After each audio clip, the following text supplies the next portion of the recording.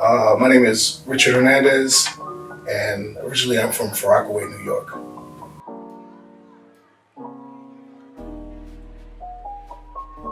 Being a disobedient little kid and falling in love with a girl that hugely impacted my life up until now, but those two things definitely. A girl and getting in trouble, basically. I was 16 when I came down here. I lived with my mom and in Pony Pasture, and it was a very beautiful home. It was something that I wasn't used to growing up in small apartments with roaches and rats. It was a beautiful home, and I was with my mom, and I felt love that I hadn't felt in a long time because at that point in time in my life, all I wanted was my mom. I took for granted what my dad had to offer me, so I just wanted to be with my mom. That was like the main goal, but to attain it, I had to do a lot of crappy things.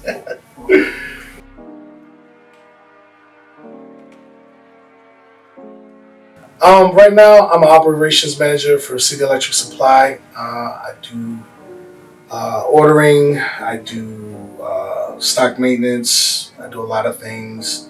I work with my hands on some different type of electrical material. Out in the field sometimes, if you will, sometimes not. Very, very boring. I like doing it, but being in charge of people sometimes is a little hectic. If anybody knows if they're a manager or anything like that, but yeah, it's a little bit boring to me.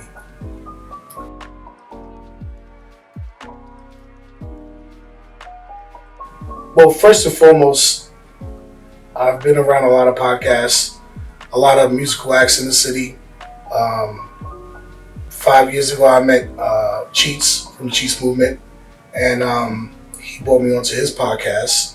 And from there, I met Hip Hop Henry, KB, Gigi Broadway, RT, and a bunch of other people. And we gelled very well together.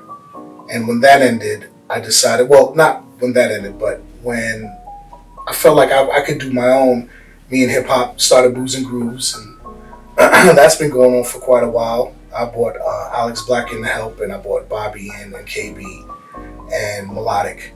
And essentially, I brought in the best of what Cheats had put together because I wanted it, I wanted my podcast to mirror his, but just a little more raunchier. And I felt by bringing those people in, I would have that success that he had with it.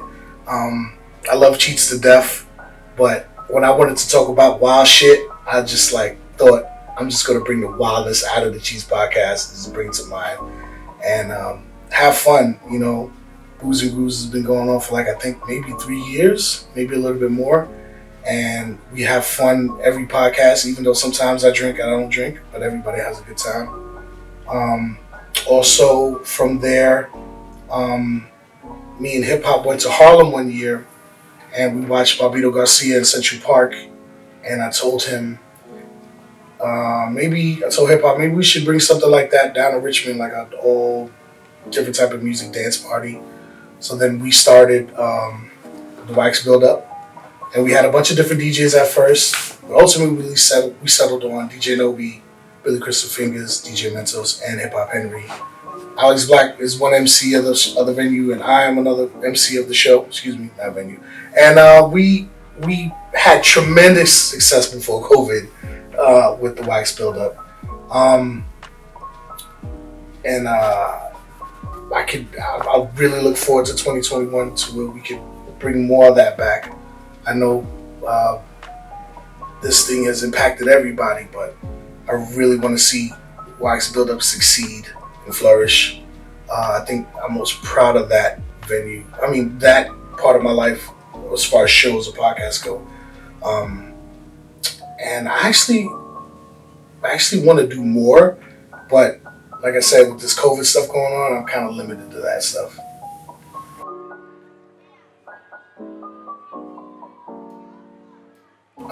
My love for sneakers started very young.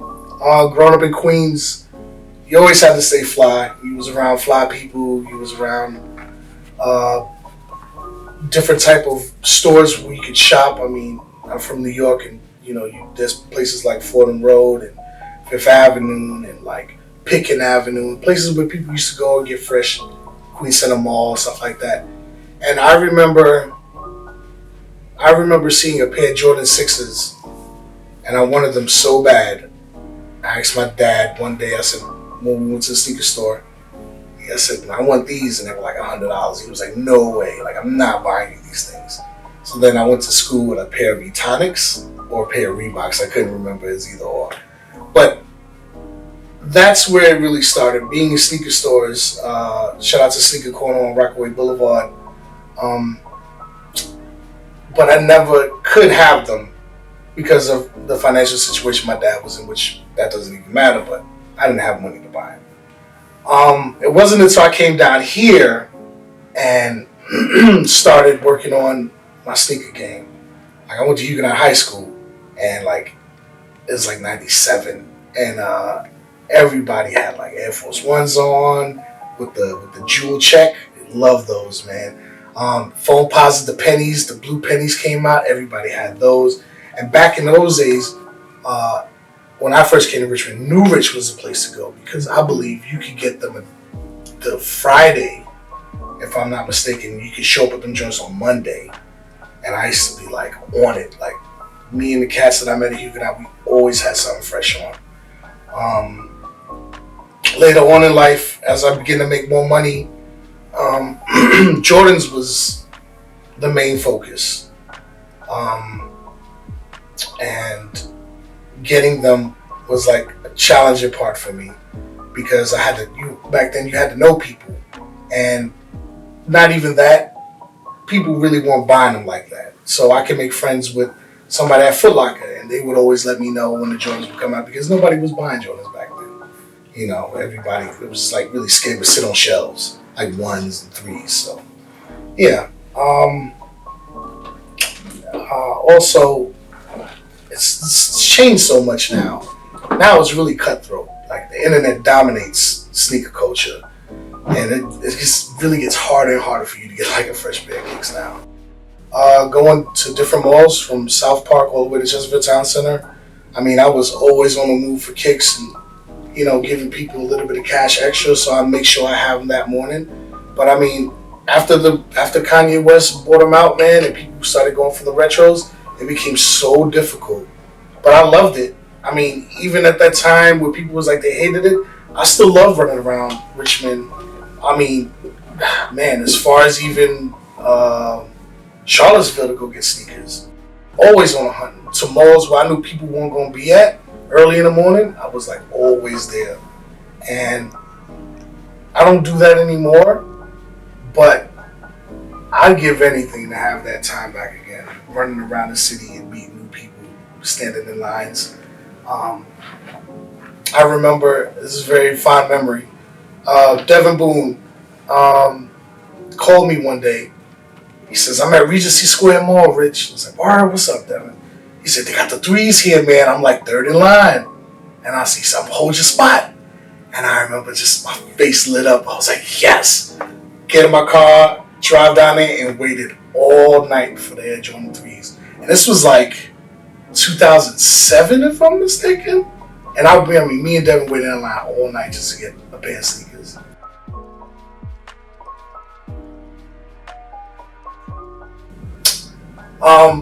I did a real quick count. Right now I'm sitting at 135, and at that 135, there has to be at least 20 pair that I have not even worn yet. Like, the 135, some of the sneakers are old, but they're still relevant, and well, to me. But a lot of them have not been worn. Like, I'm not at the point now where I even need to just like give some away or just go ahead and wear something every day. But it's really hard for me because sometimes I don't want to wear them. Like, I used to have this rule where if I bought a pair of sneakers the summer of, let's say, 2001, I would not wear them to the summer of 2002.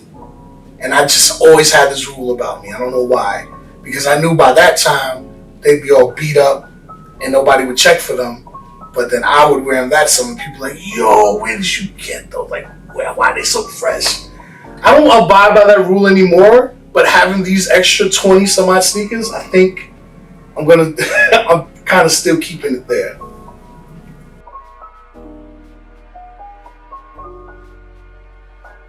Oh man. There's nothing like getting a brand new pair of sneakers, especially something that you know personally that you like. I feel like it's a rush getting them, and once you have them, it's no longer there. It's like on to the next one. But for that moment that I have them and I take them out the box and I smell inside or the glue, oh, it's magical. And once that moment's gone, it's like crack, man. What's the next one? What can I get next? I hate that feeling after I have it, and I just look at them like stepchildren, like, I don't even want you anymore, you know? Just look at them like, God, why did I buy you? But as soon as I put them on my feet and I walk around town, I'm around people and they stare at my feet and they look at me, they're like, damn, Rich, shit's a fucking clean, man. I'm like, yeah, I know. Yours are dirty.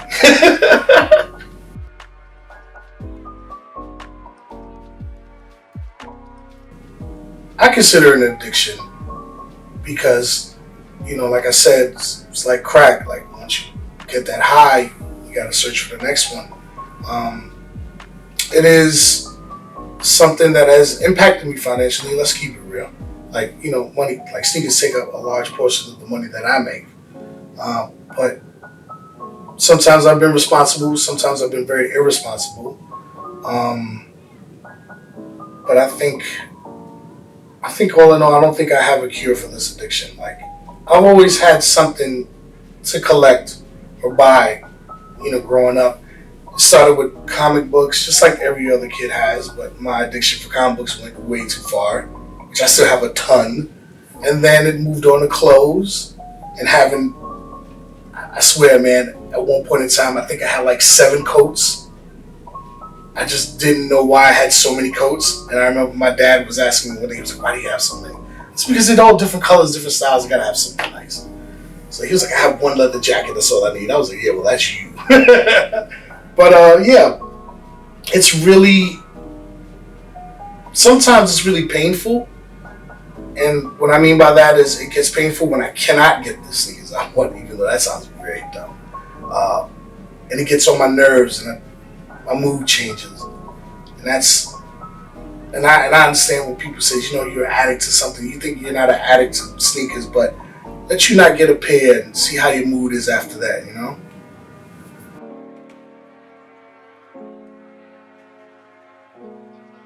Growing up in Far Rockaway, I had a lot of family around me. I had a girlfriend who smoked a lot of weed. At that point in time, it was nothing but liquor and weed, and that was my form of like trying to live in this place where up until being 15 or 14, I never really had a place. I lived in Paradise in New York.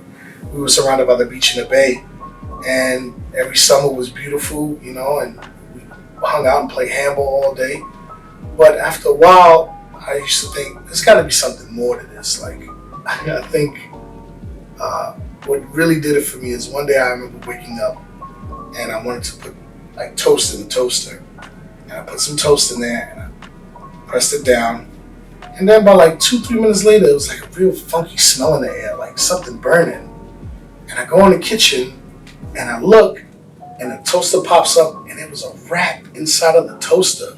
And I was like, I can't believe it. I'm fucking, like, a rat in the toaster had just been cooking in there, like, fuck it, you know? And I think that moment right there, I was like, you know what? There's got to be something better, man. And at that point in time, I was coming down to Virginia to visit every summer. And being that my mom lived in Pony Pasture, it was a big difference. You know, you lived in, not squalor, but you lived in a not so good apartment. And then you come down here and it's beautiful, you know, and it's just like, man, what am I doing?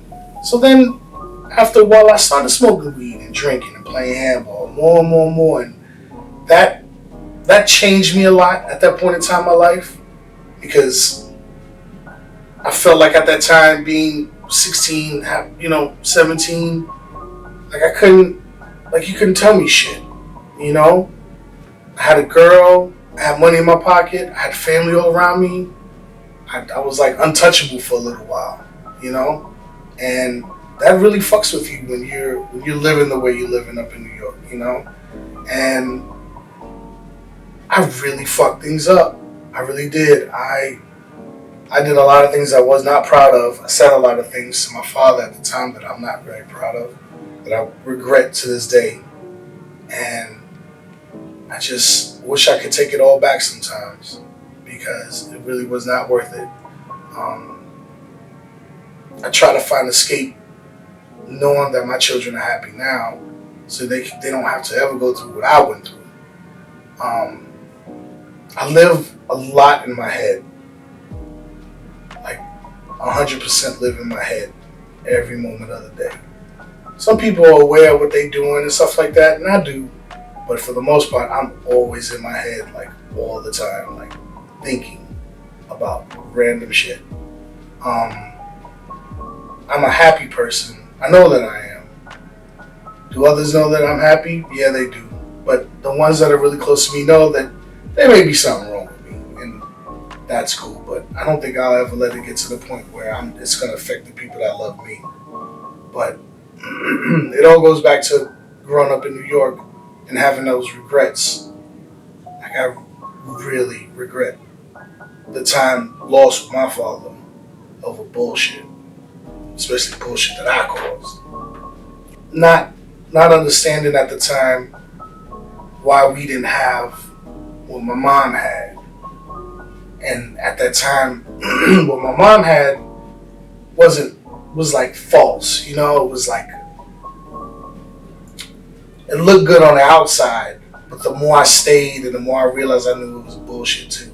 Because my mom, you meet somebody, you have that first perception of you have that first meeting, you first see them, you see the outside, but you never see the inside. And that's what it was with my mom. She had this wonderful life, but then when I paid attention more, it wasn't that. And the more time I spent down here, the worse it got. And I just and when it finally hit me, I realized I made a big fucking mistake. I made the biggest mistake, choosing one parent over the other. House wasn't hers. House belonged to somebody else. And when they wanted the house, they kicked us out. So then we left. We moved to Somerset Glen on Bell Boulevard on the south side. And things just turned into what they were before she left New York. Just it got really bad for her.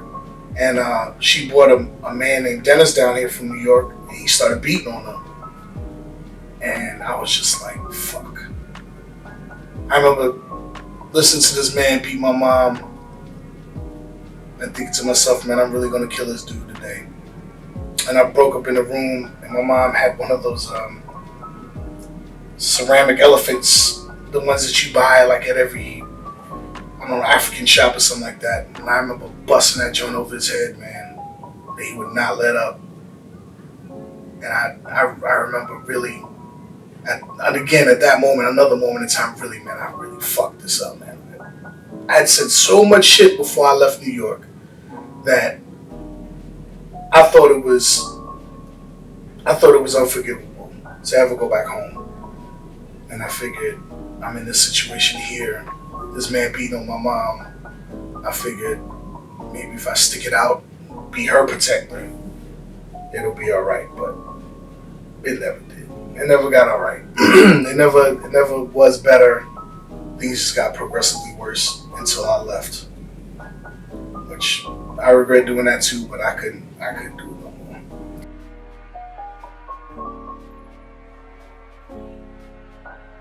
I guess when I first started dealing with depression, um, it actually happened some form of depression. And it was after my father had died. Years of dealing with that shit and dealing with other things and finally being on my own and getting my act together. I settled down, I got married, I bought a home. I had made up with my father, and he saw us get married. He was there, and everything was fine. He saw the house. He stayed the night. He told my brother he was really proud of me, which he never told me while he was alive, but it's all right. That's what my dad was. And one day I get a call at work, and it was my stepmom. And she said that I needed to come home because he wasn't feeling very well. So I came home, and he was in the hospital, and I remember the hospital in Long Island, they wouldn't let me see him because visiting hours were over, but they let me in anyway. And I saw him, he was laying in the hospital bed, and he had a cut over his nose. Sorry, every time I talk about this, I get real emotional, but he was connected to all these wires. And I looked at him and he looked at me and I was like, man, I said, hey, I made it. I'm here. And he says, Richie, I love you. I said, I love you too. And he was like, I'm so happy you're here. I said, I am too. I said, listen, I'm not supposed to be here. They're gonna kick me out. So he says, okay, I'll see you in the morning. I said, yeah, I'll see you in the morning. And he looked at my stepmom and he said, you make sure he gets whatever he wants to eat, because he knew that I love Spanish food, but living in Virginia, I didn't get that anymore. So I told him I love him. He said he loved me too. And that was the last thing. Those are the last words he ever said. He said them to me. He didn't wake up. He was put in a coma. He was induced into a coma. And maybe 3 weeks later, he passed away. And all that bullshit that I felt, all that bullshit that I put him through,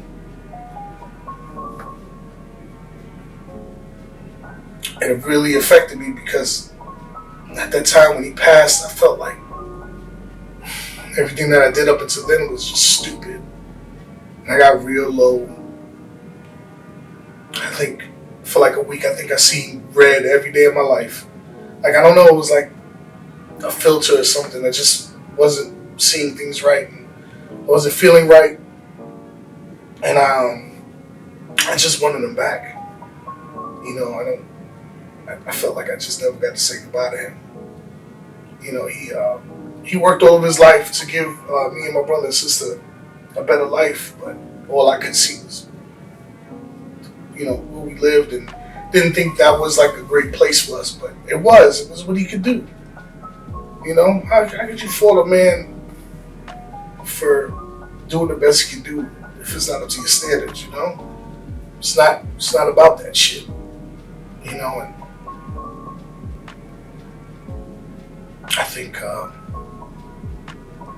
don't think I've ever got closure on that.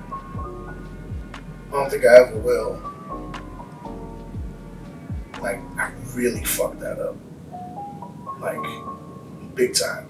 So every time I buy a pair of sneakers or I buy something really nice for myself, I always think, if I would have had this, if I was young, I would have been a real dick. Even more so of a jerk than I am now. But I'm glad, I always used to tell myself I never wanted to be like him. I'm exactly like him.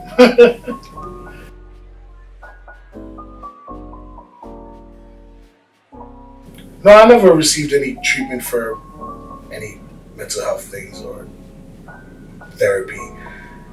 I guess being around good people and the people I consider friends and family, I think talking to them has been like my therapy. Even though sometimes people like my mom don't want to hear it. But I try to remind her, listen, you two made me this way. Somebody has to pay. Well, not pay, but at least talk to me about things. have a great memory. I remember things that my mom still can't believe I remember. But I just, when I want to talk or vent to her about it, she don't want to hear it. So then I talk to my wife. And we talk, and she understands, and that's my therapist right there. Like, we talk, she makes sure that I'm straight, you know, and I just wish that it was something else to make me get over it. And it's not. I mean, the only way I would ever get over the death of my father is just by being with him for like at least a day. I don't know.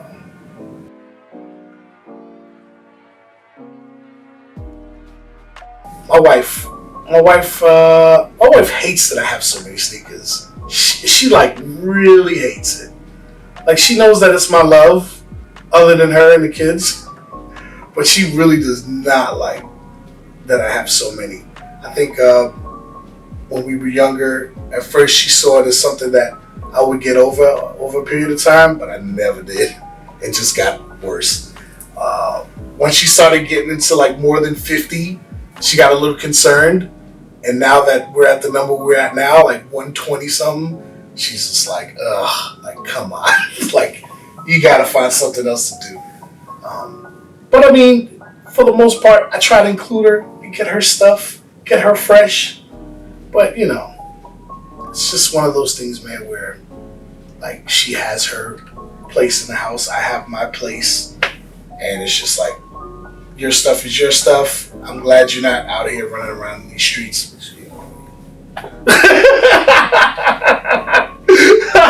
Which, you know, but yeah, she hates it. She does not like it. But yeah.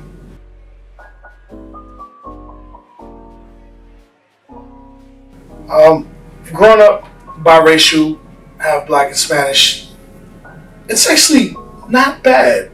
Like, it truly is like the best of both worlds. I mean, you grow up looking a certain type of way, speaking Spanish, or people looking at you different, you know, and just wondering, like, what are you? Like, you can call me Heavy D, you can call me Fred Hammond. It don't really matter. You know what I'm saying? So I think it's all hilarious. But both sides of the family are very, very supportive. It's nothing but love. The black side of my family is nothing but a bunch of strong black women. My Aunt Dede, my Aunt Nita, my mom, my grandmother, just nothing but strong black women. I think that's where I get it, like, you know, like, I love Spanish women, but I can't be around a Spanish woman. Like, I need a black woman around me. Like, I can't do anything else. As far as mental health stuff, there was no advice, just prayer, you know. Making sure you know, quote unquote, knock it off. Like, you know, just everyday things. Like, nobody went to therapy. You know, grandmother stayed with grandfather until he passed, and then she passed, and that was it. She never, you know, nothing, you know, crazy. Spanish side, they would think you were crazy for seeking help. Like, definitely a taboo subject. And nobody really seeking help for any of that. You know, it wasn't until I got older where talk of that came up. And I was just thinking, man, you crazy. Like, I'm not going to go sit in the room and talk to somebody about my feelings. Like, get out of here, man. Like, go fuck yourself, man. Like, fuck fucking feelings. But it's something that, you know, like my uncle said, just dig a hole and put it in there. And I'm like, you can't deal with shit like that, man. Get the fuck out of here, you know?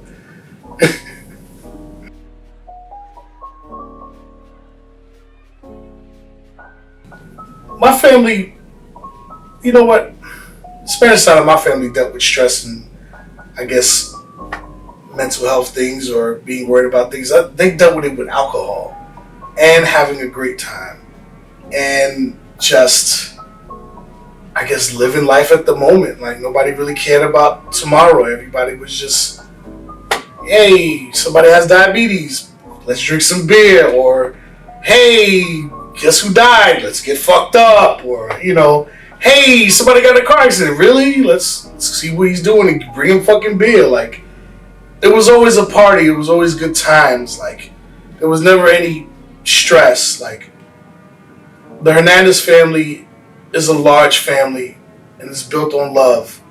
And you cannot break it. You can't do shit to it. Like, you're in there. Like, if you don't love somebody, they're going to make you love them. Like, it's bullshit, you know? And it's something that, you know, I understand, but there's still other deeper things in there that need to be addressed, but they're not going to do it. They never will. My cousins are pretty much the same way. My brother is. I think me and my sister are the only ones who share similar,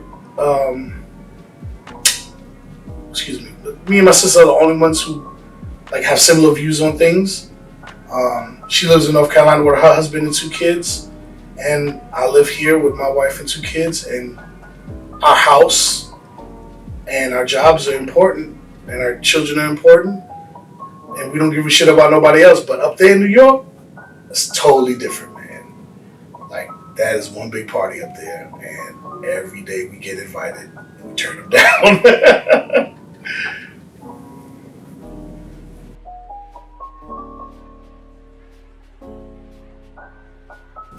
I am a father. I have 2 children, Jason and Layla. Layla's 5, Jason is 6. They're wonderful kids. They both have my personality, but it's like split. Jason's sweet, he's lovable, he's caring, and Layla's mean. But also loving and caring, but she has a mean streak about her. I don't ever want them to go a day without knowing that I don't love them. You know, my dad told me he loved me only when he was a little drunk or, you know, having a good day or something like that. But to me, it wasn't enough. Even though I know he did. You know, I like that part in the movie Fences, like, you know, what makes you think I gotta like you type deal. You know what I mean? Fed me, put a roof over my head, and that was his love. And I was very appreciative. But my kids, I just want them to know that I have their back every day of their lives. And I want them to know that I love them every day of their lives. There was things that I hid from my dad, which, you know, kids are funny, man. I just hope Jason and Layla never hide anything from me. And I don't want them to, because being secretive and doing shit behind their back, man, is just, as a parent, it's just terrible, man. I mean, I don't want to be their super friend, and I want to be their parent, but I want them to know that, hey, listen, I'm not gonna like kick your ass just because you fucked up once, like my old man did. Like, we'll talk, we'll figure things out. I want to give them something that I didn't have. For a little while, I had both parents in the house, but they couldn't get along and things went bad and they separated. I don't want my kids to go through that ever. So I try to let them know every day that if they have problems, they can always talk to me and we'll fix them together.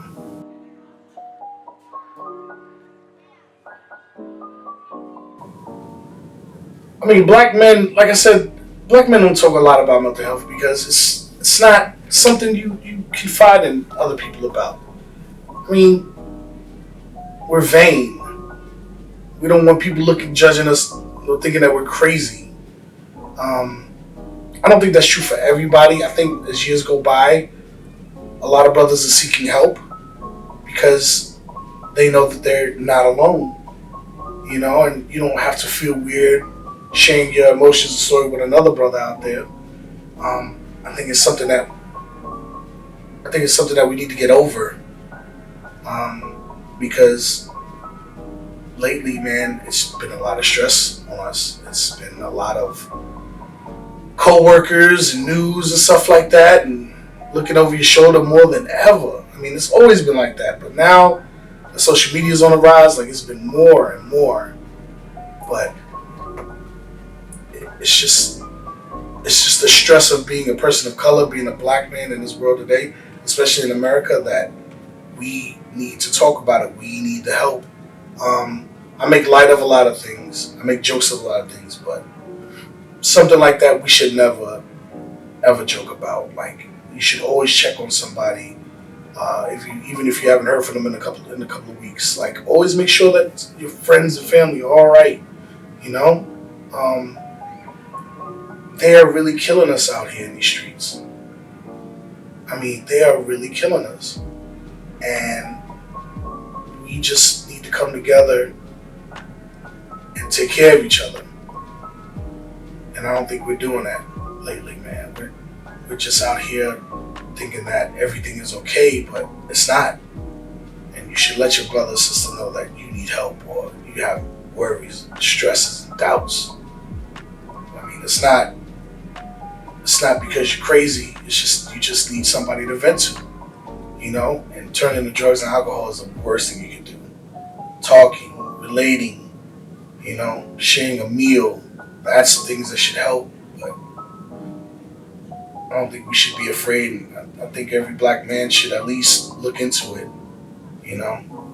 I would benefit going to therapy, 100%. I really would. Like I said, Big Rich always making jokes, always laughing and joking around, but yeah, I would never say no to it at all. No.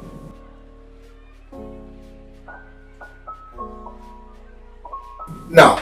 I have no healthy coping skills whatsoever. I have zero.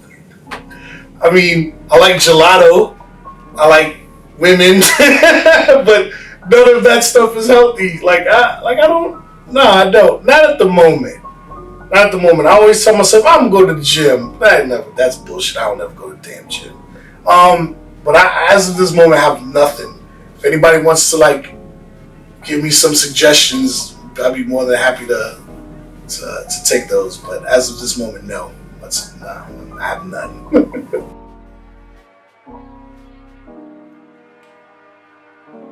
Oh, well, I decided to participate here today is because I think I needed to vent a little bit to friends. And I think some of my stories or what I've said can impact somebody that may not know me. If you feel a certain type of way and you know it's not healthy, just ask for some help or seek some help. It's more than just style. It's more than just mental. It has to be your whole, like your aura, your chakra got to be in check. You know what I mean? I really am glad I did this. I really am glad that Mecca invited me to do this. I just think that we need more of it. Not always on camera, but just more help. But yeah, I really did. I jumped at the opportunity to do this, not only because of Mecca, but just because I think people could learn something from me or learn more things about me.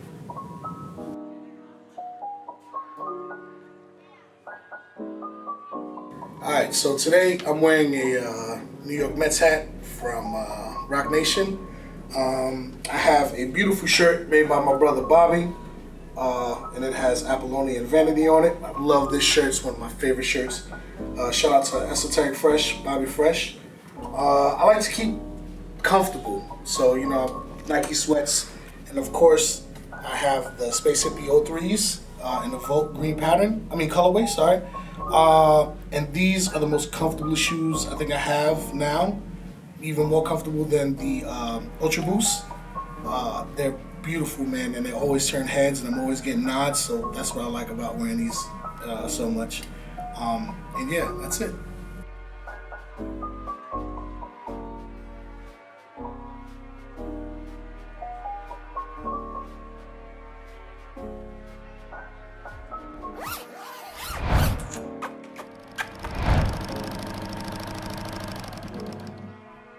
Good evening.